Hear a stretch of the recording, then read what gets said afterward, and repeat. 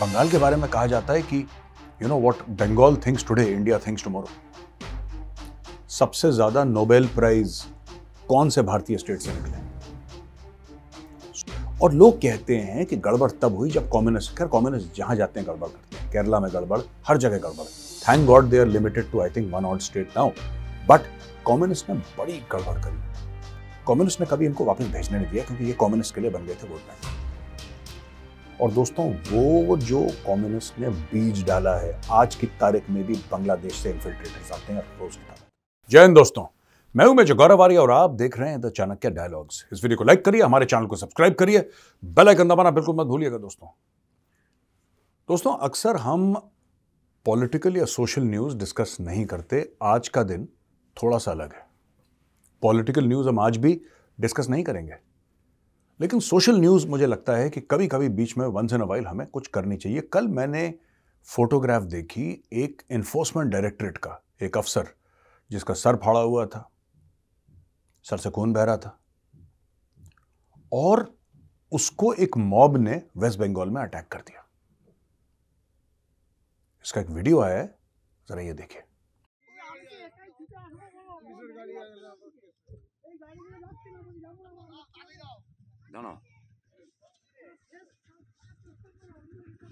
दोस्तों, एक गांव है बंगाल में, संदेश खाली गांव में जो टीएमसी यानी तृणमूल कांग्रेस के जो कुछ लीडर्स थे, उनके खिलाफ ईडी कार्रवाई करने गई थी क्योंकि वहां पे ऐसा पता लगा कि राशन का स्कैम हुआ है। अब ईडी गई तो वहां पे लोगों ने घेर लिया। कई 100 की तादाद में लोग आ गए। पत्थरबाजी, लाठी, गाड़ी से निकालना, मारना, पीटना। Enforcement directorate. अच्छा दोस्तों, ये कोई नई बात नहीं है। Political violence in Bengal is not new. और इसी पॉलिटिकल वायलेंस ने और इसी पॉलिटिक्स ने बंगाल का बेड़ा गर्क कर दिया। आपको पता है, एक टाइम पे बंगाल जो थी वो भारत की कैपिटल थी। Bengal was the capital of India. बाद में नई दिल्ली शिफ्ट हुई। अंग्रेज पहले बंगाल में थे, बाद में नई दिल्ली में अपनी कैपिटल लेकर आए।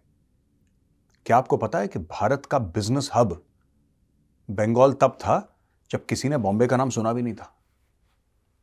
आपको पता है, मैक्सिमम वेपन्स जो first world war, second world war के लिए बने, वो वेस्ट बंगाल के यहां से बनकर गए। ईशापुर की जो फैक्ट्री जहां पे राइफल्स बनती हैं, ईशापुर है कहां पे? It's in West Bengal. Bengal के बारे में कहा जाता है कि you know what Bengal thinks today India thinks tomorrow. सबसे ज्यादा नोबेल प्राइज कौन से भारतीय स्टेट से निकले? सोच के बताइएगा, इंटरनेट पे जाइए, मैक्सिमम नोबेल प्राइज विनर्स। दोस्तों, एक खास कल्चर है एकेडमिक एक्सेलेंस का वेस्ट बंगाल में, और बंगाली पढ़ते हैं और इस मामले में मेहनती भी बहुत हैं। जनरली बंगालियों के बारे में कहा, मैं कभी किसी एक कम्युनिटी के बारे में ऐसा नहीं कहता कि ये इस प्रकार के लोग तो ऐसे ही होते हैं, क्योंकि गलत है कहना नहीं चाहिए। देखिए, कुछ कम्युनिटीज के बारे में ऐसा कहा जाता है कि they are very emotional but not intelligent.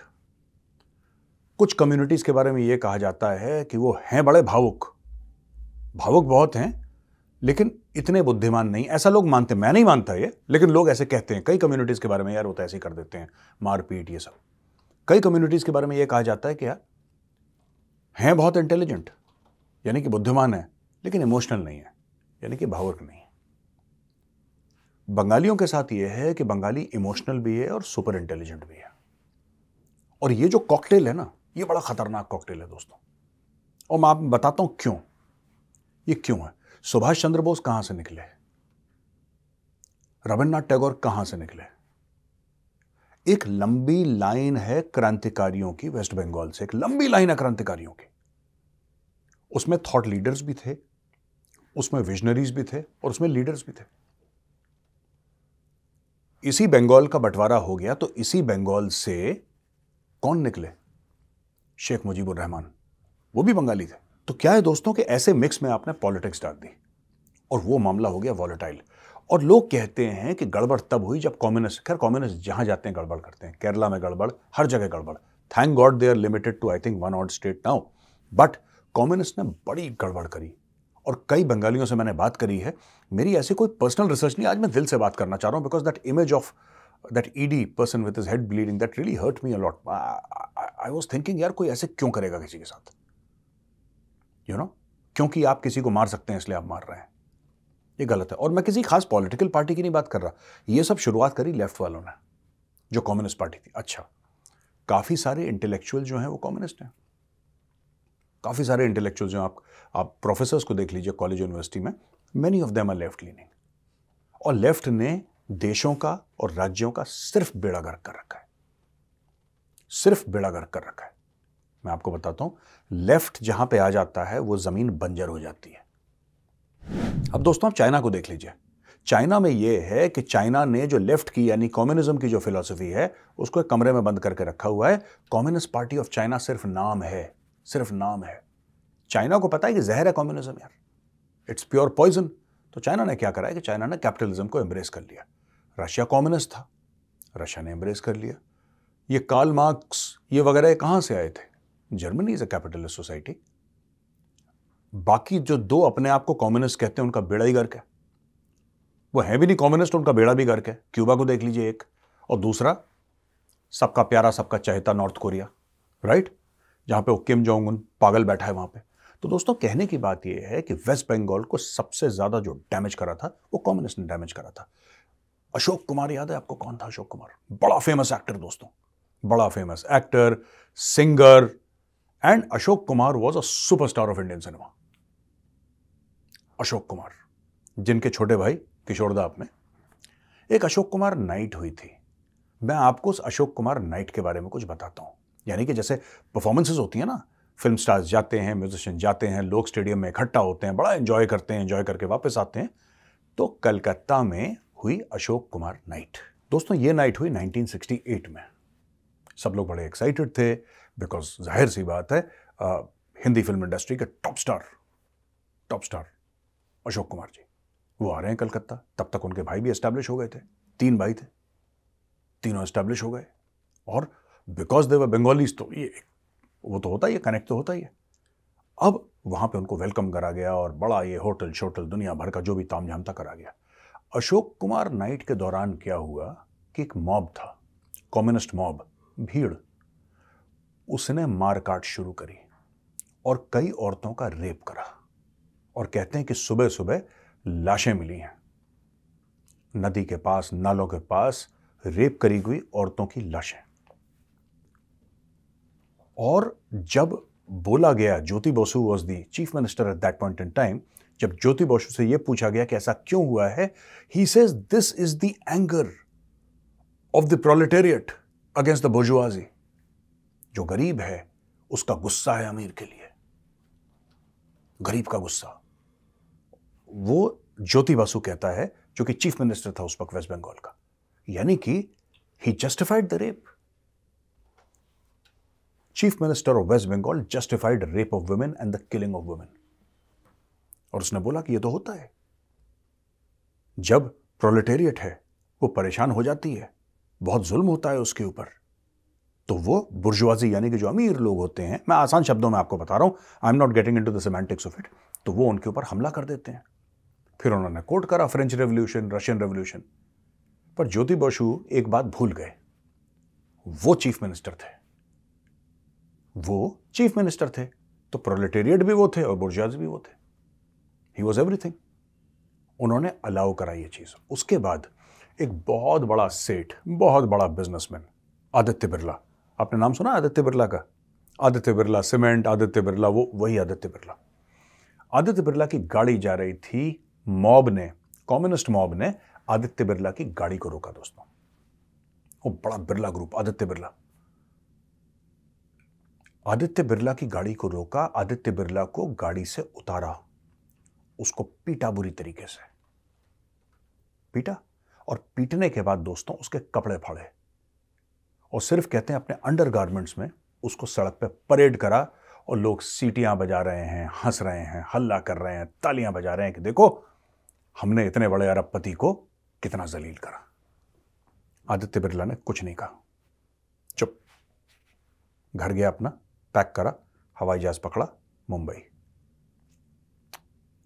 वो दिन था और आज का दिन है, वेस्ट बंगाल में इंडस्ट्री का बेड़ा गर्क हो गया। और सब शुरू होता है दोस्तों अशोक कुमार नाइट से। दोस्तों, मैं आपको कुछ मैसेकर्स, जो लोगों के हमले हुए हैं, लोगों के ऊपर मारकाट हुई है, मैं उसके बारे में आज आपको कुछ बताना चाहता हूं। ये देखिए, Sainbari killings, Marichjhapi massacre, Bijon Setu massacre, Bantala gang rape, Nanoor massacre, Nandigram massacre, ऐसे कई सारी चीजें हुई थी वेस्ट बंगाल में, जो कि अपने 34 साला रूल में कम्युनिस्ट ने करा। और कम्युनिस्ट ने कर करके ऐसा कर दिया कम्युनिस्ट ने कि भाई वेस्ट बंगाल को निपटा दिया। दोस्तों, मैं थोड़ा सा बैकग्राउंड आपको और बता दूं। 1971 की लड़ाई याद है आपको? 1971 की लड़ाई जिसमें ईस्ट पाकिस्तान बांग्लादेश बना था। 1971 की लड़ाई, राइट? भारत को असली में प्रॉब्लम क्या थी? ठीक है, पाकिस्तान ने ऑपरेशन चंगेज खान लॉन्च करा, हमारे हवाई अड्डों पे हमला करा, हमने वापस हटा, लेकिन भारत की असली प्रॉब्लम क्या थी? पाकिस्तान से, ईस्ट पाकिस्तान से रेफ्यूजी आ रहे थे भारत में। पहले हजारों आए, फिर लाखों आए, फिर करोड़ों आ गए, क्योंकि उनके ऊपर जुल्म हो रहा था। लेकिन जब भारत ने 16 दिसंबर को बांग्लादेश बना दिया, तो इन लोगों को वापस चले जाना चाहिए था। ये भागे, जेन्यून भागे, भारत आए, जेन्यून आए, मैं मना नहीं कर रहा, क्योंकि पाकिस्तानियों ने इनके ऊपर जुल्म करा था, बहुत इनके साथ मारकाट हुई, इनको गैंग रेप वगैरह, बहुत परेशान ये हुए थे वहां के बंगाली। ऑपरेशन सर्चलाइट के तहत हम कई बार कवर कर चुके हैं ऑपरेशन सर्चलाइट। लेकिन दोस्तों, हुआ ये कि जब ये यहां पे आए और इनका मुल्क बन गया, तब एक प्रोग्राम ऐसा करना चाहिए था कि ये त्रिपुरा में भी थे, ये वेस्ट बंगाल में भी थे, कुछ आसाम में भी थे। एक ऐसा प्रोग्राम करना चाहिए था उस वक्त की सरकार को कि इनको आइडेंटिफाई करके वापस भेजो। कम्युनिस्ट ने कभी इनको वापस भेजने नहीं दिया, क्योंकि ये कम्युनिस्ट के लिए बन गए थे वोट बैंक। और दोस्तों, वो जो कम्युनिस्ट ने बीज डाला है, आज की तारीख में भी बांग्लादेश से इन्फिल्ट्रेटर्स आते हैं रोज की तादाद में, और आप रोक नहीं सकते। आप दूर मत जाइए, मैं बार बार कह चुका हूं, आज दोबारा कहता हूं दोस्तों, दूर मत जाइए। नोएडा के अंदर इतने बांग्लादेशी हैं, नोएडा के अंदर।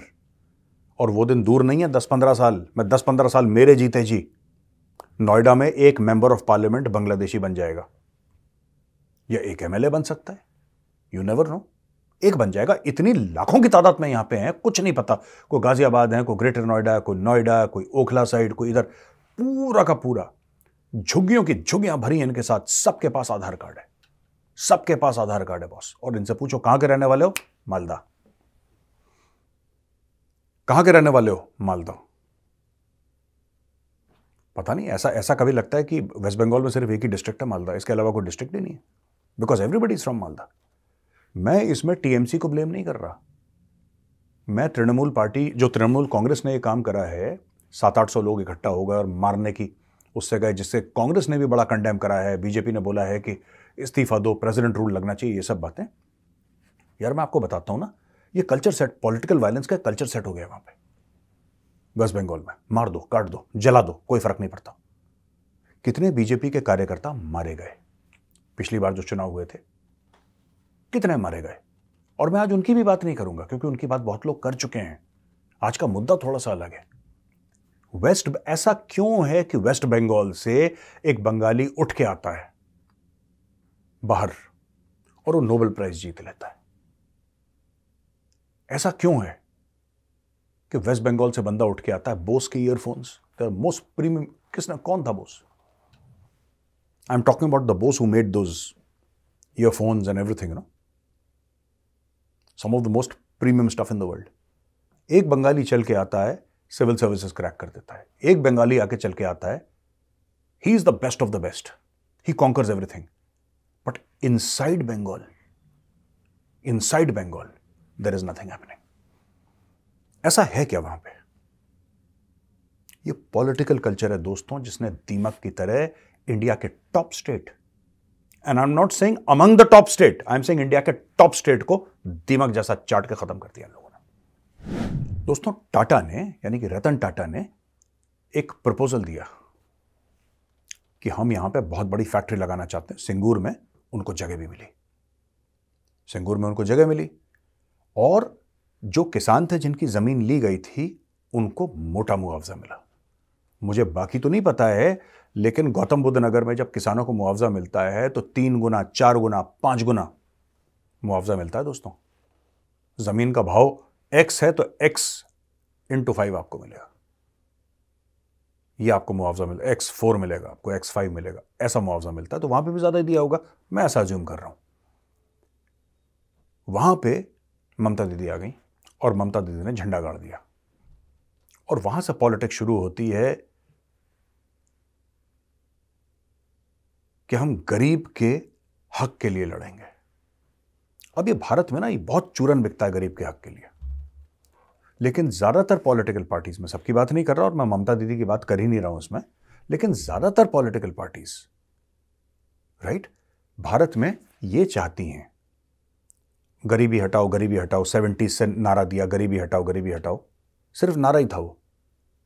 कई पॉलिटिकल पार्टी सिर्फ ये चाहती हैं कि गरीब गरीब बना रहे, क्योंकि जब वो गरीब बना रहेगा, वो पढ़ेगा लिखेगा नहीं, तब आपको वोट देगा। आप उसको 500 रुपए दे देना, खाना खिला देना, वो वोट डाल देगा अपना। आजकल तो बहुत कम हो गया है, लेकिन जो हार्म दोस्तों मैं बता रहा हूं, लोग कहते हैं ना यार टीएमसी ने ये कर दिया, टीएमसी ने कुछ नहीं करा। टीएमसी ने, तृणमूल कांग्रेस ने कुछ भी नहीं करा। जो नुकसान कम्युनिस्ट ने पहुंचाया है, जो नुकसान मार्क्सिस्ट ने पहुंचाया है 34 साल में, they have destroyed West Bengal. और ये जो आपके स्क्रीन पे दिख रहा है ना, ये ईडी वाला बंदा जिसका सर फाड़ दिया इसने, ये अपना काम करने गया था, गवर्नमेंट सर्वेंट है, काम करने गया था, उसको जो ऊपर से आदेश मिला काम करने गया, भीड़ इकट्ठा कर लिया आपने, मारो मारो मारो मारो मारो। ये कल्चर कहां से आया? ये कल्चर ममता बनर्जी लेकर नहीं आई है, ये कल्चर कम्युनिस्ट लेकर आए हैं, और हर जगह कम्युनिस्ट ये कल्चर लेकर आते हैं। स्ट्रीट पावर, मार देंगे, काट देंगे, ये कर देंगे, वो कर देंगे। This culture is not brought by TMC, this culture is brought by Marxists, by communists. ये उन्होंने करा है। ये माओवादी टाइप के लोग हैं। ये वायलेंस की भाषा, political violence is their tool. ये कभी डेवलपमेंट की बात नहीं करते दोस्तों। कम्युनिस्ट का सिर्फ एक है मंत्र कि हम गरीबों से बड़ा प्यार करते हैं, गरीबों से बड़ा प्यार करते हैं, और इतनी मोहब्बत करते हैं गरीबों से कि हम चाहते हैं कि जो गरीब है गरीब ही रहे, वो ऊपर ना उठ पाए कभी। अगर वो ऊपर उठ गया वो, तो गरीब तो रहेगा नहीं, और गरीब रहेगा नहीं तो हम मोहब्बत किससे करेंगे भाई? तो मोहब्बत बड़ी करते हैं गरीबों से। तो दोस्तों मैंने सोचा, आज मैं जानता हूं ये जो टॉपिक है इसका कोई जियोपॉलिटिक्स से कोई लेना देना नहीं है, इसका कोई फॉरेन अफेयर्स, नेशनल सिक्योरिटी से लेना देना नहीं है, लेकिन मुझे बड़ा इंपैक्ट पड़ा। आई फेल्ट वेरी बैड यार। और मैं जाता भी हूं कलकत्ता, मुझे बहुत अच्छा लगता है। I go to Calcutta, I love that city, I have got friends in Calcutta. But यार when I see the decay of India's greatest state, है ना, which is produced people like Netaji, बहुत दिल दुखता है यार, बहुत बुरा लगता है कि यार क्या हो गया इसका यार। अभी भी वक्त नहीं गया। I think if all the Bengalis gather around and they say कि नहीं यार, हमें we need to do something about this. अगर आप करते हैं ना, Bengal can give any state in India a run for its money like this, because the core is human resource. The core of any enterprise is human resource, and West Bengal में human resource कूट-कूट के भरा हुआ है। There is no problem. There is no problem. अभी भी कुछ नहीं पता, 4-5 बच्चे पढ़ रहे होंगे, इनमें से कितने नोबेल प्राइज विनर और निकल जाएंगे। आप लिस्ट निकालिए भारत के नोबेल प्राइज विनर्स की, आपको पता लग जाएगा वेस्ट बंगाल से कितने। Immediately you will come to know. That is the caliber of the state, जिसको पॉलिटिशियंस ने बर्बाद कर दिया। सोचिएगा कभी इसके ऊपर। दोस्तों आज का वीडियो यहीं पे खत्म होता है। अब हम आते हैं क्वेश्चन एंड आंसर्स पर। दोस्तों पहला सवाल है शिवदेव सिंह जी का। जय हिंद मेजर साहब, जय हिंद सिंह साहब। ये कह रहे हैं कि मेरा ये सवाल है कि अगर भारत को विश्व शक्ति बनना है तो भारत को रेलेवेंट होना पड़ेगा और अच्छे रिलेशन चाहिए अपने नेबर्स के साथ, पड़ोसियों के साथ। बट अगर इंडिया के नेबर पाकिस्तान, बांग्लादेश, मालदीव जैसे हैं जो कि इतने फ्रेंडली नहीं हैं, तो फिर कैसा रहेगा? ये इंडिया की प्रोग्रेस को, भारत की तरक्की को, भारत के विकास को फर्क पड़ेगा? नहीं, मुझे ऐसा नहीं लगता कि भारत के विकास को फर्क पड़ेगा। मुझे लगता है उनके विकास को फर्क पड़ेगा, बिकॉज साउथ एशिया का जो ग्रोथ इंजन है वो इंडिया है। पाकिस्तान क्यों सफर कर रहा है? क्योंकि इमरान खान ने जोश जोश में बोल दिया कि हम इंडिया के साथ ट्रेड नहीं करेंगे, इंडिया के साथ कोई ताल्लुकात नहीं होंगे। इंडिया ने बोला ठीक है सानू की मत करो, अगले 100 साल तक मत करो, अगर रहे 100 साल पाकिस्तान तो मत करो, we don't care. If you are not trading with India, if you are not engaging with India, you cannot survive in South Asia. आप थोड़ा बहुत चूचू पूपू कर सकते हो, लेकिन without India you can not survive in south Asia में आप नहीं कर सकते। तो मुझे लगता है लॉस इनका है, लॉस हमारा नहीं है। हम तो 5th लार्जेस्ट इकोनॉमी या 3rd लार्जेस्ट इकोनॉमी हो जाएंगे कुछ सालों में। ये कहां जा रहे हैं इनको सोचना है। देवांशु द्विवेदी, जय हिंद सर। जय हिंद देवांशु जी। ये प्राइम मिनिस्टर की लक्षद्वीप विजिट हुई है और मुझे लगता है कि इसमें कोई डीपर मीनिंग है। हम जानते हैं कि चाइनीज़ जो हैं अपना इंडियन ओशन में प्रेजेंस इंक्रीज कर रहे हैं और ऐसा भी हो सकता है कि भारतीय नेवी एक कोई सबमरीन या नेवल बेस उस एरिया में करना चाह रहा हो और पीएम का विजिट उससे कोई लेना देना हो। आपका क्या पर्सपेक्टिव है from purely a tactical this thing, you know, perspective, what's your take? मुझे नहीं लगता कि, देखिए, अगर इंडियन नेवी को वहां पे बेस बनाना है लक्षद्वीप में, तो इंडियन नेवी को प्रधानमंत्री थोड़ा ना जाएंगे वहां पे स्नॉर्कलिंग करने, स्कूबा डाइविंग करने। वो इंडियन नेवी चुपचाप बना देगी, अपना एरिया है। इंडियन नेवी को कौन रोक रहा है? मुझे ऐसा लगता है कि प्रधानमंत्री वहां पर गए हैं ये दिखाने के लिए कि आप वहां पे आइए, वहां पे टूरिज्म करिए। और मुझे ऐसा लगता है कि टूरिज्म के लिए जो इंफ्रास्ट्रक्चर है ना, इमीडिएटली अगर आपको हाई पेइंग टूरिस्ट चाहिए वहां पे जो डॉलर में करें, तो वहां पे आपको top and, absolutely top of the line आपको डिजिटल इंफ्रास्ट्रक्चर देना पड़ेगा, वहां पर फिजिकल इंफ्रास्ट्रक्चर देना पड़ेगा आपको। तो दोस्तों, अगर आपको इसको तरक्की करवानी है ना जगह की, तो top of the line digital infrastructure और top of the line physical infrastructure. फिर आप देखिए लोग कैसे आते हैं, भर भर के लोग आएंगे। अगर दोस्तों आप इसके बारे में विस्तार से जानना चाहते हैं ना, तो आप कल का यानी कि संडे का द चाणक्य डायलॉग्स हिंदी जरूर देखिएगा। तीसरा सवाल आयुष जी का है। राम राम मेजर साहब। राम राम आयुष जी। हमें पता है कि अमेरिकन वेपन मैन्युफैक्चरर्स जो हैं वो प्राइवेट प्लेयर्स हैं। हमें यह भी पता है कि इनकी बड़ी पावरफुल लॉबी है और हम जानते हैं कि virtually no control on gun sales. हाँ, ये तो है गन, ये आप सही कह रहे हैं बिल्कुल। तो मेरा सवाल है कि ये एक्यूरेट हो सकता है एज्यूम करना कि वेपन्स लॉबी जो है वो अमेरिका को वॉर में धकेल? वो तो है ही, वो तो है ही। देखिए अमेरिका, मैं आपको छोटी सी बात बताता हूं। 9/11 हुआ, 9/11 अरब्स ने करा, वो उसमें से 19 में से 15 सऊदी अरब के थे आई थिंक। इन्होंने कहां ठोक दिया जाके? इराक को। इन्होंने लीबिया निपटा दिया। ओ भाई, इराक का लेना देना, सद्दाम को तो पता भी नहीं था कि 9/11 कुछ हुआ है, उसको आइडिया नहीं था। इन्होंने ठोक दिया। क्यों? क्योंकि ठोक सकते हैं। अरबों खरबों खर्च करे, वो पैसे कहां खर्च करे? अब देखिए, अमेरिका कहता है कि अफगानिस्तान में हमने $2 ट्रिलियन यानी कि $2 खरब खर्च कर दिया। $2 ट्रिलियन, $2 ट्रिलियन अफगानिस्तान में खर्च कर दी। वो पैसा गया कहां पे? अफगानिस्तान में आज भी ढंग की सड़कें नहीं है, ढंग के स्कूल कॉलेज नहीं है, पीने के पानी की व्यवस्था नहीं है। ऐसे लगता है कि बिल्कुल जंग हो रखी है वहां पे। वो $2 ट्रिलियन अफगानिस्तान से यू टर्न लेके वापस अमेरिका चले गए। जो आप कह रहे हैं ना वेपन्स मैन्युफैक्चर तो करते ही हैं। अगर सब लोग प्रेम से रहेंगे, सब लोग बातचीत करके अपने मसले हल कर देंगे, सब लोग अगर प्यार मोहब्बत से इस दुनिया में रहेंगे और इंसान के बच्चों की तरह रहेंगे, तो ये लोग कहां जाएंगे जो हथियार बनाते हैं यार? फिर इनकी जरूरत, फिर तो अनएम्प्लॉयड हो जाएंगे। तो बिल्कुल शुरू करवाते हैं ये लोग, बिल्कुल इनका पूरा हाथ रहता है। सब वॉर्स क्यों होते हैं? ज्यादातर, मैं सब वॉर्स की बात नहीं कर रहा, there are some genuine wars also. कभी कभी आपको रक्षा के लिए, खुद की रक्षा के लिए युद्ध करना पड़ता है, वो जायज है, वो होना भी चाहिए। लेकिन अमेरिका यहां पे घुस गया, ये बम मार दिए, ये आधे समय तो इनकी वेपन्स लॉबी करती है कुछ ना कुछ। तो दोस्तों, आज का वीडियो रहा कैसा ये बताइए मुझे। अगर आपको पसंद आया, थोड़ा सा हटके था आज का, इट वॉज स्लाइटली डिफरेंट, पर मैंने बोला नहीं यार, आपको ये भी बताना जरूरी है कि मैं इसके बारे में क्या फील करता हूं। मुझे बड़ा बुरा लगा जब मैंने देखा कि वो ईडी का ऑफिसर है ना, उसका सर फटा है, खून निकल रहा है। ऐसा नहीं करना चाहिए किसी के साथ, ये गलत है। तो लोगों को बताना जरूरी है कि क्यों ये हुआ। दोस्तों, अगर पसंद आया वीडियो तो पसंद करिए, इस वीडियो को लाइक कर दीजिए एक बार, और कमेंट्स में 1-2 सवाल ठोक दीजिए, राइट? तो दोस्तों, इस वीडियो को लाइक करिए, हमारे चैनल को सब्सक्राइब करिए, बेल आइकन दबाना बिल्कुल मत भूलिएगा। दोस्तों, जय हिंद, वंदे मातरम, भारत माता की जय।